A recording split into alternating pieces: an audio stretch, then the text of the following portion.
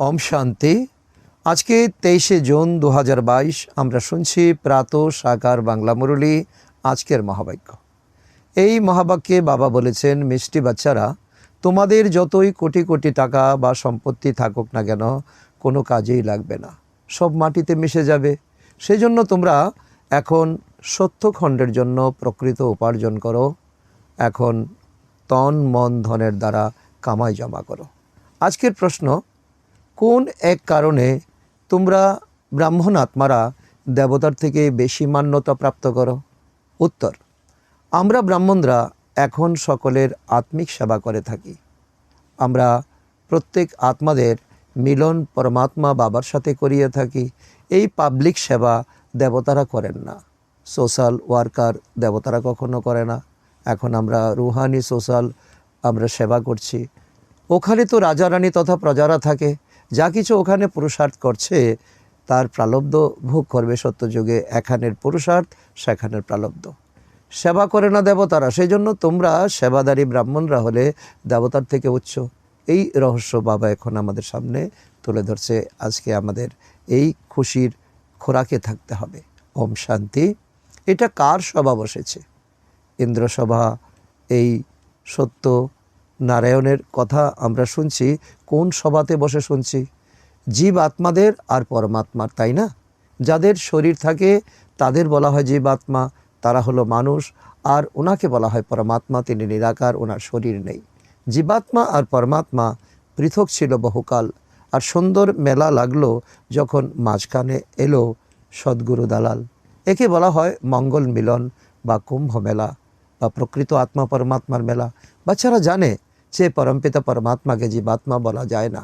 জীবাত্মা এই সময় আমাদেরকে বলা হয়, কারণ তিনি শরীরকে লোন নেন, ব্রহ্মার শরীরকে তিনি লোন নেন। শরীরের আধার তিনি নেন আমাদেরকে প্রকৃত শিক্ষিত করে তোলার জন্য, আমাদের স্বর্গের লায়ক করে তোলার জন্য। স্বয়ং এসে বলেন, বাচ্চারা, আমাকেও এই প্রকৃতির আধার নিতে হয়, ব্রহ্মার শরীর নিতে হয়। আমি গর্ভে তো প্রবেশ করি না, আমি এই ব্রহ্মার শরীরে প্রবেশ করে তোমাদেরকে আমি জ্ঞান প্রদান করি। এটাই হলো ড্রামাতে আমার ভূমিকা। তোমাদের জীব আত্মাদের তো নিজের নিজের শরীর থাকে না, আমার নিজস্ব কোনো শরীর নেই। তাহলে তো হলো না এটা একটা সম্পূর্ণ পৃথক সভা। দুনিয়াতে সভা যেরকম, এই সভা কিন্তু সেই রকম নয়। এই জন্য এই সভাকে বলা হয় ইন্দ্র সভা, আলাদা রকমের সভা। এরকম নয় যে এখানে কোনো গুরু চেলা বা শিষ্যরা বসে আছে, না, এটি স্কুল, এটি বিশ্ববিদ্যালয়, এটি রুহানি বিশ্ববিদ্যালয়। এরকম নয় যে গুরুর পরবর্তীকালে সিংহাসন প্রাপ্ত করা যাবে। চেলারা বসে আছে, পরবর্তী সময়ে গুরু চলে গেলে গুরুর সিংহাসন প্রাপ্ত করবে। এখানে সিংহাসনের কোনো কথা নেই। এখানে হলো পড়াশোনা, এখানে হলো ডিগ্রি প্রাপ্তি, এখানে হলো পুরুষার্থ। বাচ্চাদের এটাও তো নিশ্চয় আছে না যে আমাদেরকে কে পড়াচ্ছেন। এই নিশ্চয় বুদ্ধি আমাদেরকে অবশ্যই বিজয়ের শিখরে নিয়ে যাবে। নিশ্চয় ব্যতীত কেউ আসতে পারে না এবং টিকতে পারে না, এখানে বসতে পারে না। জীবাত্মাদের বর্ণ হলো ব্রাহ্মণ বর্ণ, অত্যন্ত উচ্চ বর্ণ, উচ্চ কুল, হিরে তুল্য জীবন। কারণ ব্রহ্মার দ্বারা পরমপিতা পরমাত্মা রচনার সৃষ্টি করেন। তোমরা জানো যে আমরা ব্রাহ্মণরা হলাম তো সব থেকে সর্বোত্তম, দেবতার থেকে উত্তম। আমাদের হিরে তুল্য জীবন। এখন আমরা দেবতারা কোনো পাবলিক সেবা করে না। ওখানে তো যথা রাজারানী তথা প্রজা, যারা যেমন পুরুষার্থ করছে সেই অনুসারে নিজেরা প্রালব্ধ ভোগ করবে। 2500 বৎসর সত্যযুগ এবং ত্রেতা যুগ। সেবা কেউ করবে না দেবতারা। 33 কোটি দেবতা কেউ সেবা করবে না। এখন এই সময় স্বল্প সংখ্যক ব্রাহ্মণরা সেবা করছে। রুহানি সোশ্যাল ওয়ার্ক তোমরা করছো। বাচ্চারা, এটাও তোমরা জানো যে আমরা অসীম পিতার সাথে বহু 5000 বর্ষ পূর্বের মতোই আমরা কাছে বসে, পাশে বসে, পিতাকে শিক্ষকের আসনে বসিয়ে, আমরা স্টুডেন্টের আসনে বসে আমরা রাজযোগ শিখছি। তোমরা হলে বাচ্চা আর পরমপিতা হলো পিতা। এখানে শিষ্য ইত্যাদির কোনো কথা নেই, গুরু শিষ্যের কোনো বিষয় নেই। বাবা মুহুর্মুহু, তো বাচ্চারা বলে তোমাদেরকে, তো বাবা তোমাদেরকে সম্বোধন করেন, তোমাদেরকে বোঝান। তোমরা এখন আত্মা অভিমানী হয়েছ। আত্মা হলো অবিনাশী, শরীর হলো বিনাশী, তাই না? শরীরকে কাপড় বলা হয়, কাপড় যেমন জর্জরিতভূত হয়, শরীরও জর্জরীভূত হয়। তো এই কাপড় যেমন ময়লা হয়, এই শরীরও প্রতিগন্ধময় কাপড়। কারণ আত্মা আসুরি মতের আধারে বিকারে যায়। বিকারে গিয়ে আত্মা একদম তো পতিত হয়ে যায়, অপবিত্র হয়ে যায়। পবিত্র আর অপবিত্র শব্দটির উৎপত্তি হয় বিকার থেকেই। বিকার ছিল না, তখন পবিত্র, বিকার এসে গেছে, তখন অপবিত্র। বাবা বলেন যে এখন আর অপবিত্র হয়েও না, এটা আমার ডাইরেকশান। এই সময় তোমাদেরকে আমি এই পাঠ পড়ার জন্য আমি পরমধাম থেকে ছুটে এসেছি। এখন সকলে রাবণের শিকলে তোমরা আবদ্ধ হয়ে গেছো, রাবণের জেলে তোমরা আটকা পড়ে গেছো, কারণ এটি হলো রাবণ রাজ্য। তাই বাবা তোমাদের রাবণ রাজ্য থেকে মুক্ত করে রাম রাজ্যে নিয়ে যাচ্ছেন। গডফাদার হলেন মুক্তিদাতা, তিনি হলেন পতিত পাবন। তিনি বলেন আমি সকলকে দুঃখ থেকে মুক্ত করে ফিরিয়ে নিয়ে যেতে চাই শান্তিধামে, আমার নিজের সঙ্গে আমি তোমাদেরকে নিয়ে যাব, আমি কথা দিয়েছি। এবং ড্রামাতে এমন পার্ট আমার লেখা আছে। ওখানে গিয়ে আবার নতুন করে বাচ্চাদের নিজ নিজ পার্ট পুনরাবৃত্তি করতে হবে। সর্বপ্রথম দেবতাদের পার্ট পুনরাবৃত্তি করতে হবে। ওরাই প্রথমে ছিল। সত্যযুগের শুরুতে এই সৃষ্টির প্রথম পার্ট শুরু হয়, যদিও এখন ব্রহ্মার দ্বারা আদি সনাতন দেবী দেবতা ধর্মের স্থাপনা হয়, কিন্তু শুরুকে বলা হবে সত্যযুগ। কলিযুগের বিনাশ সামনে দণ্ডায়মান, তার জন্য অনেক মারণাস্ত্র তৈরি হচ্ছে, অ্যাটম বোম তৈরি হচ্ছে, হাইড্রোজেন বোম তৈরি হচ্ছে, প্রকৃতি সেজে উঠছে, প্রকৃতিও বিকরাল রূপ ধারণ করবে। কত অন্ধকারে নিমজ্জিত হয়ে পড়েছ তোমরা, যদিও পদমপতি কোটিপতি হয়ে গেছো তোমরা, অনেক অনেক ধন একত্রিত করেছ। রাবণের এটি হলো বিশাল বড় জৌলুস পাম, এর দ্বারাই লোভপ্রবণ হয়ে গেছো তোমরা। তো এটা করতে হবে, এটা করা চাই, তো এটা আমার চাই, এটা আমার পেতে হবে। বাবা বোঝান যে বাচ্চারা এসব হলো মিথ্যা উপার্জন, এটা হলো মিথ্যা জমাই আর কামাই, যা সব কিছু মাটিতে মিশে যাবে, ওরা কোনো কিছুই প্রাপ্ত করতে পারবে না। তোমরা তো ভবিষ্যৎ 21 জন্মের জন্য বাবার থেকে উত্তরাধিকার নিতে এসেছো। এখন শুধু একটু মোহজিত হও, তাহলে বাবাকে স্মরণ করো। 21 জন্মের জন্য তোমাদের সমস্ত কিছু প্রালব্ধ এই সময় তোমরা জমা করছো। এটা হলো সত্যখণ্ডের জন্য প্রকৃত উপার্জন। আর দুনিয়া মানুষ মিথ্যা খণ্ডের জন্য এখন উপার্জন করছে, যা নাকি নিমেষের মধ্যে চোখের সামনে সব কিছু মাটিতে মিশে যাবে। সকলকে নিয়ে ফিরেই যেতে হবে। এখন সকলের হলো বানপ্রস্থ অবস্থা, ছোট থেকে বড় পর্যন্ত। বাবা বলেন সকলের সদ্গতিদাতা সদ্গুরু হলাম আমি, তোমাদের পিতা, তোমাদের শিক্ষক। সাধুদের, অপবিত্রদের তো এবং গণিকা কুবজাদেরকে আমি উদ্ধার করতে আসি, তাহলে তারাও তো আমার সন্তান, তাদেরকে কে উদ্ধার করবে বলো? ছোট বাচ্চাদেরকে শেখানো হয় যে শিব বাবাকে স্মরণ করো, ছোট বাচ্চাদেরকেও এখন এই শিক্ষা দিতে হবে। বাকি আর সব কিছুর চিত্র ইত্যাদি পরিত্যাগ করো, কোনো কিছুর আর দরকার নেই দুনিয়াতে। তা কিছু তোমরা ভুল জমা করেছো। এক শিব বাবা ব্যতীত আর তো কেউ নেই দুনিয়াতে তোমাদের উদ্ধারকর্তা। তোমরা জানো যে আমরা বাবার থেকে আবারও অসীম সুখের উত্তরাধিকার নিতে এসেছি সীমিত জগতের পিতার থেকে। তো সীমিত জগতের উত্তরাধিকার তো জন্ম জন্মান্তর আমরা নিয়েছি। আমরা তো 84 জন্ম আমরা এমনভাবে পিতার সম্পত্তি পেয়ে এসেছি। এখন হচ্ছে তোমরা তো পরম পিতা থেকে সম্পত্তি জমা করে 2500 বৎসর জন্য তোমরা সুখের জীবন ব্যতীত করবে। রাবণের আসুরি মতের আধারে অপবিত্র হয়ে গেছো তোমরা 63 জন্ম। মানুষ এসব কথা বোঝে না, মিথ্যা বিষয় নিয়ে চর্চা করে এবং মিথ্যা বিষয় নিয়ে তাদের অ্যাডভেঞ্চার। রাবণকে জ্বালায় তাহলে জলে শেষ হয়ে যাবে, এটাই তো নিয়ম, তাই না? মানুষকে যখন জ্বালায় তখন নাম রূপ সব কিছু 5 তত্ত্বে মিলিয়ে যায়। রাবণের নাম রূপ কখনো শেষ হয় না। কেন শেষ হয় না? আবার আগামী বছর আবার রাবণকে জ্বালাবে। কেন? রাবণ শেষ হয়নি, আবারও রাবণকে জ্বালাতেই থাকে, বৎসর বৎসর জ্বালাতে থাকে। বাবা বলেন বাচ্চারা, এই 5 বিকাররূপী রাবণ হলো তোমাদের 63 জন্মের শত্রু। তাকে তুমি এখন পুরুষার্থ বিনা তাকে কখনো তুমি জ্বালাতে পারবে না। অগ্নি দিয়ে তাকে কখনো জ্বালানো যায় না। ভারতের শত্রু তাহলে আমাদেরও শত্রু। যখন বাম মার্গে এসেছিল মনুষ্য আত্মারা, দেবাত্মারা, তখন থেকে রাবণের জেলে তোমরা আবদ্ধ হয়ে আছো। অবশ্যই আধা কল্প থেকে রাবণ রাজ্য শুরু হয়েছে।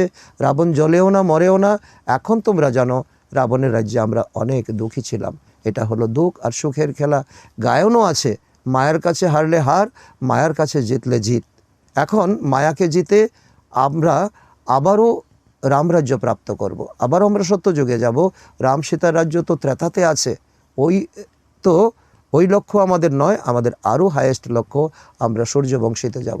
সত্যযুগে ছিল লক্ষ্মীনারায়ণের রাজত্ব, তো ওখানে তো হলোই আদি সনাতন দেবী দেবতা ধর্ম, সেটাকে বলা হবে ঈশ্বরীয় রাজ্য, যা বাবা স্থাপন করেছেন। ঈশ্বর পরমাত্মা এসে বাচ্চাদেরকে একত্রিত করেছেন। বাবাকে কখনোই সর্বব্যাপী বলা যাবে না, এটা হলো ব্রাদারহুড। আমরা সকলে ভাই ভাই, আমরা সকলে তো পিতা পিতা হতে পারি না। বাবা হলেন এক, আর তোমরা সকলের পারস্পরিক সম্পর্ক হলো ভাই ভাই। আমরা সকলে ভাই ভাই, আমাদের এক পিতা, পরম পিতা। তবেই তো আমাদের এই দুনিয়া এখন তো বিকার মুক্ত হবে। তো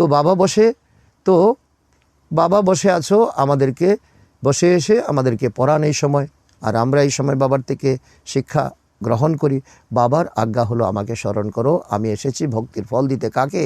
যারা গুরু থেকে শুরু থেকে অন্ত পর্যন্ত ভক্তি করে। তো এই সময় এখন তমপ্রধান অবস্থা, তোমাদের কথাই বলছি।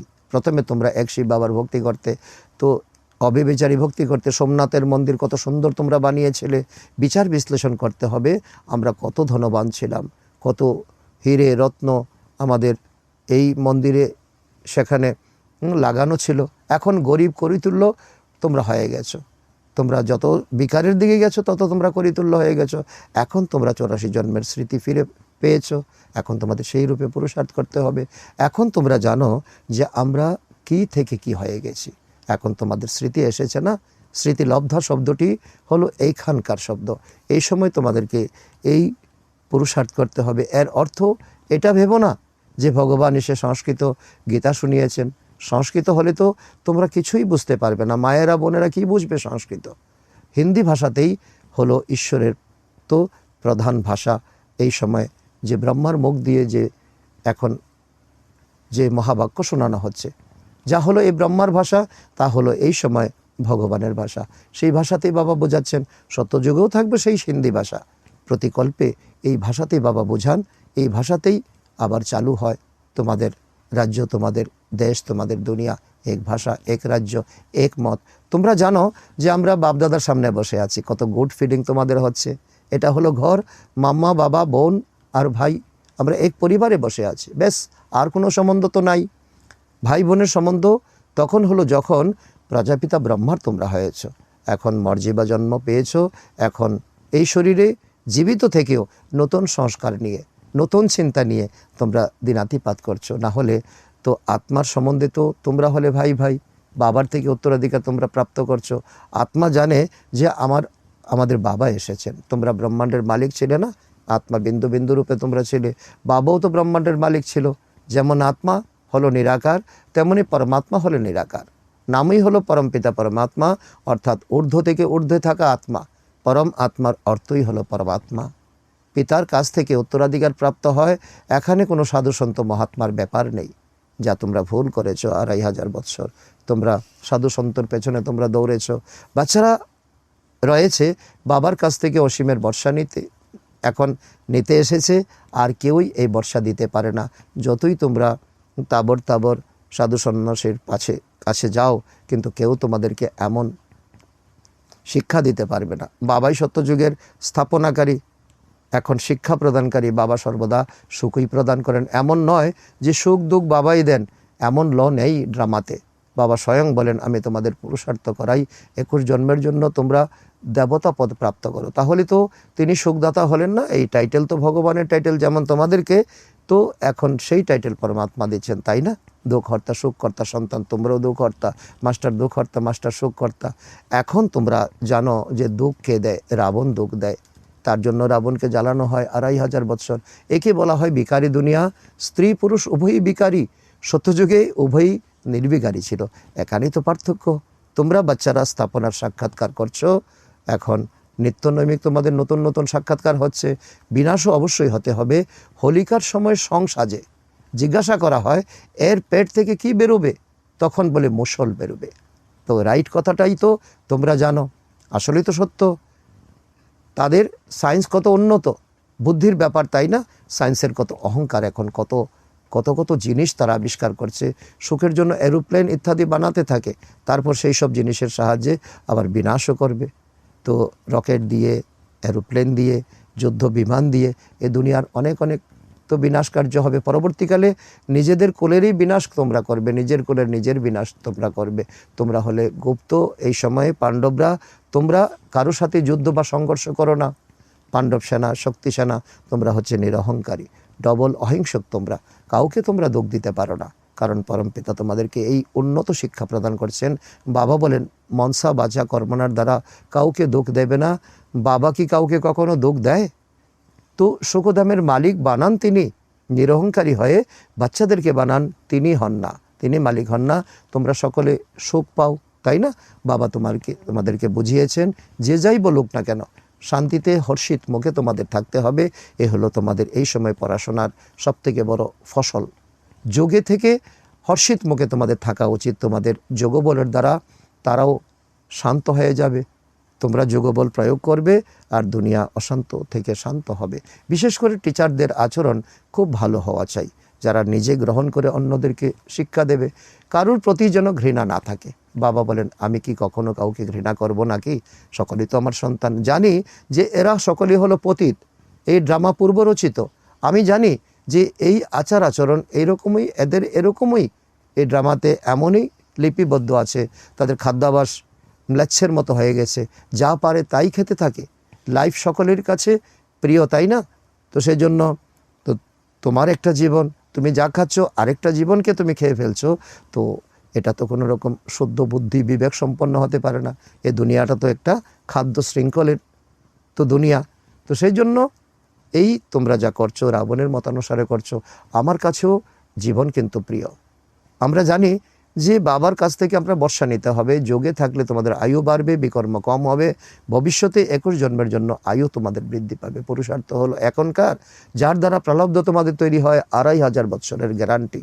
যোগবলের দ্বারা আমরা হেলদি হয়ে যাই, জ্ঞানের দ্বারা ওয়েলদি হয়ে যাই। হেলথ ওয়েলথ আছে তো সুখ আছে, কেবল ওয়েলথ আছে হেলথ নেই তবে সুখ থাকতে পারে না। এরকম অনেক রাজা বড় সাহুকার আছেন, কেউ খঞ্জ, কেউ অন্ধ, কেউ অসুস্থ। বলে যে তারা এমন বিকর্ম করেছিল যার ফল এখন তারা প্রাপ্ত করছে। বাবা তোমাদেরকে অনেক কিছু বলেন, এমন যেন না হয় যে বাইরে যাওয়ার সাথে সাথেই তো এখানের শিক্ষাটা তোমরা এখানেই রেখে গেলে, তাহলে বাবার থেকে তোমরা কি পেলে? এত হাজার বছর ধরে অপেক্ষা করলে তো বাবার কাছ থেকে শিক্ষা পাবে, তাই না? এটা তো হওয়া উচিত নয়। ধারণা করতে হবে যাতে আর কিছু যেন স্মরণে না আসে এক বাবা ব্যতীত। আচ্ছা, শিব বাবাকে স্মরণ করো মনে মনে, অনেক গুপ্ত মহিমা করতে হবে। বাবা এই মন চিত্ততেও ছিল না যে তুমি এসে আমাদেরকে পড়াবে। এমনভাবে মহিমা বাবাকে বলো, করো, বাবাকে থ্যাঙ্কস দাও, প্রতিটি কথাতে শুকরিয়া জানাও। এই কথা কোনো শাস্ত্রতে নেই যে ভগবানের সঙ্গে এমন তোমাদের মহামিলন হবে যে নিরাকার পরমপিতা পরমাত্মা এসে পড়াবেন। বাবা এখন আমরা জেনে গেছি, বাবার পরিবর্তে কৃষ্ণের নাম দেওয়াতে তো গীতা খণ্ডিত হয়ে গেছে, আর আমাদের তো মূল্যবোধ অনেক কমে গেছে। কৃষ্ণ তো এরকম চুরি করতে পারে না, যা শাস্ত্রতে দেখিয়েছে। মটকা ফেটেছে, চিরহরণ করেছে। বাবার স্মরণ না থাকলে, পড়াশোনাতে তো অ্যাটেনশন না থাকলে টাইম ওয়েস্ট হয়ে যাবে। আর টাইম ওয়েস্ট হলে তোমাদের অনেক অনেক ক্ষতি হয়ে যাবে। তোমাদের টাইম হলো মোস্ট ভ্যালুয়েবল। এই সময় ব্রাহ্মণ জীবনে, এই সময় সঙ্গম জীবনে তোমাদের এক এক মিনিট অনেক অনেক মূল্যবান। সেই জন্য ওয়েস্ট করা উচিত নয়। শরীর নির্বাহের জন্য কাজকর্ম যা করার করো, কিন্তু আজে বাজে চিন্তা ভাবনা করে টাইম কাটানো উচিত নয়। তোমাদের প্রত্যেকটি সেকেন্ড হলো হীরের মতো ভ্যালুয়েবল। বাবা বলে মনমনা ভব, এই প্রতিটি সেকেন্ডকে কাজে লাগাও। কেবল সেই সময়টুকুই হলো লাভবান, বাকি সময়গুলো ওয়েস্ট হয়ে যায়। যা কিছু তোমরা খাই পরি জীবন চিন্তা করো, অন্যের মন্দ চিন্তা করো, অন্যকে ঘৃণা করো। চার্ট রাখো যে আমাদের কতটা সময় ওয়েস্ট হয়ে যায়, কতটা সময় আমাদের সফল হয়। নতুন আত্মারা যখন প্রথমে আসে তারা শোক ভোগ করে, কারো কারো অনেক মহিমা হতে থাকে, কেননা নতুন সোল হওয়ার কারণে তাদের মধ্যে শক্তি থাকে। তোমাদের মনের খুশি বাদ্য বাজাতে থাকা উচিত। এই সময় ভগবানকে পেয়ে, ভগবানকে শিক্ষা পেয়ে তোমাদের খুশি একেবারে তো চূড়ান্তে যাওয়া উচিত। আমরা বাপদাদার সামনে বসে আছি, এখন তিনি আমাদের শিক্ষক হয়ে পড়াচ্ছেন। এখন নতুন রচনা হচ্ছে। সত্যযুগের থেকেও অনেক বেশি মহিমা এই সময় তোমাদের সঙ্গম যুগে তোমরা ব্রাহ্মণ হয়েছ। যখন বাচ্চারা বলে বাবা আমরা লক্ষ্মী নারায়ণ থেকে কম পদ নেব না, আমরা নেব তো সূর্যবংশীতে লক্ষ্মী নারায়ণ পদ নেব, অন্য কোনো পদ নেব না, আমরা তো সম্পূর্ণ বর্ষা নেব। এই স্কুল তো হলো এইরকম, তাই না? সবাই বলবে আমরা এসেছি প্রাচীন রাজ্যিক শিক্ষার জন্য, তাও বুদ্ধি কোথায় না কোথায় চলে যায়। তো এতেই হলো সমস্ত পরিশ্রম বুদ্ধিকে এক জায়গায় স্থির রাখা, বাবার প্রতি স্থির রাখা, তবে বাবা সব কিছুতে তোমাদের ভরপুর করে দেবেন। আচ্ছা, মিষ্টি মিষ্টি হারানিধি বাচ্চাদের প্রতি মাতা পিতা বাপদাদার স্মরণের স্নেহ সুমন আর সুপ্রভাত। আত্মাদের পিতা ওনার আত্মারূপী বাচ্চাদেরকে জানাচ্ছেন নমস্কার। আমরা আত্মারূপী সন্তানরা আমাদের মাতা পিতা বাপদাদাকে জানাই স্মরণের স্নেহ সুমন এবং সুপ্রভাত। ধারণার জন্য মুখ্য সার 1 নম্বর, বাবার সমান সুখদাতা হতে হবে। মনসা বাচা কর্মনাতেও কাউকে দুঃখ দিলে চলবে না। সর্বদা শান্তচিত্ত আর হর্ষিতমুখ থাকতে হবে। নাম্বার 2, ব্যর্থ চিন্তা ভাবনায় সময় নষ্ট করলে চলবে না। বাবার মহিমা হৃদয় থেকে করতে হবে। আজকের বরদান, শ্রেষ্ঠ মত অনুসারে প্রতিটি কর্মযোগী হয়ে করতে থাকা কর্মবন্ধন মুক্ত ভব। তার অর্থ হলো, যে সমস্ত বাচ্চারা শ্রেষ্ঠ মত অনুসারে প্রতিটি কর্ম রাত থেকে তো প্রতিটি কর্মরত থেকেও অসীমের আত্মিক নেশায় থাকে, তারা কর্মে রত থেকেও কর্মের বন্ধনে আসে না, পৃথক এবং প্রিয় হয়ে যায়, নেয়ারা পেয়ারা হয়ে যায়। কর্মযোগী হয়ে কর্মরত থাকায় তাদের সুখ তাদের কাছে দুঃখের ঢেউ আসতে পারে না, মায়া তাদেরকে আকৃষ্ট করতে পারে না। তারা সর্বদা পৃথক আর প্রিয় হয়, নেয়ারা পেয়ারা হয়। কোনো প্রকারের কর্মবন্ধন তাদেরকে নিজের দিকে আকৃষ্ট করতে পারে না। এটা হলো অত্যন্ত বড় এক দিব্য গুণ। সর্বদা মালিক হয়ে কর্ম করায়, এটাই হলো সবথেকে বড়। তো বাবার বিধি, নিজে মালিক আত্মা, কর্ম ইন্দ্রিয় দ্বারা কর্ম করাও, সেই জন্য বন্ধন মুক্ত স্থিতির অনুভব তোমাদের হয়। এরূপ আত্মারা নিজেও সর্বদা খুশিতে থাকে আর অন্যদেরকেও খুশি প্রদান করে। আজকের স্লোগান, অনুভবের অথরিটি হও, তাহলে কখনোই প্রতারিত হবে না। অনুভবের অথরিটি হও, কখনোই প্রতারিত হবে না। আজকের সমান, আমি কর্মবন্ধন মুক্ত আত্মা। আচ্ছা, ওম শান্তি।